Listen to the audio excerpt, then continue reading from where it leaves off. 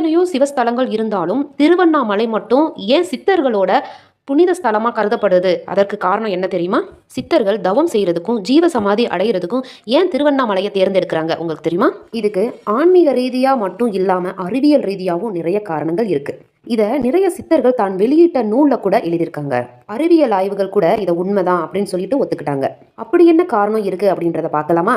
திருவண்ணாமலையில லிங்கமா கருதி வணங்கப்படுறது மலையை தான். இந்த பெரிய மலையை சுத்தி 108 சிவலிங்கங்கள் புதைந்திருக்கிறதா சொல்லப்படுது. இங்க இந்த மலை ரூபத்துல நிக்கிற லிங்கம், அதுக்குள் இருக்கிற 108 லிங்கத்தை சுத்தி தான் மக்கள் கிரிவலம் வந்துட்டு இருக்காங்க.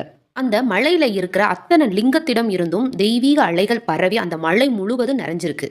அது மட்டும் இல்லாம அமாவாசை, பௌர்ணமி, பிரதோஷம் இந்த மாதிரி நாட்கள்ல சித்தர்கள் முனிவர்கள் சூட்சம உடலை கிரிவலம் வர்றதா சொல்லப்படுது. அப்படி சித்தர்கள் வலம் வரும்போது அவர்களுடைய உடலில் இருந்து இன்னும் அதிகப்படியான தெய்வீக ஆற்றல் வெளிப்படுறதுனால அங்க கிரிவலம் வர்ற மக்களோட வாழ்க்கையில எல்லாமே நல்லதா நடக்குது அப்படின்னு சொல்லப்படுது. இறைவன் எங்க குடியிருக்கிறாங்களோ அங்கதான் சித்தர்களும் இருப்பாங்க. அவங்க எல்லாருக்குமே தலையாய சித்தரா இருக்கிறது அப்பன் சிவபெருமான் தான். தலைவன் இருக்கிற இடத்துல தானே தொண்டன் இருப்பா. அதே மாதிரி அப்பன் பரமேஸ்வரன் இருக்கிற இடத்துல தான் சித்தர்கள் இருக்கிறாங்க. 18 சித்தர்களும் அங்கே இருப்பதாகவும் அவங்களுக்கு துணை செய்வதற்காக 188 சித்தர்கள் இருப்பதாகவும் அவங்க சூட்சமமா அந்த மலையில வலம் வர்றதாகவும் சொல்லப்படுது. கைலாய மலையில கிடைக்காத அற்புதங்கள் எல்லாம் திருவண்ணாமலையில கிடைக்கிறதுனால தான் சித்தர்கள் இங்க இருப்பதற்கான ஆன்மீக காரணம்.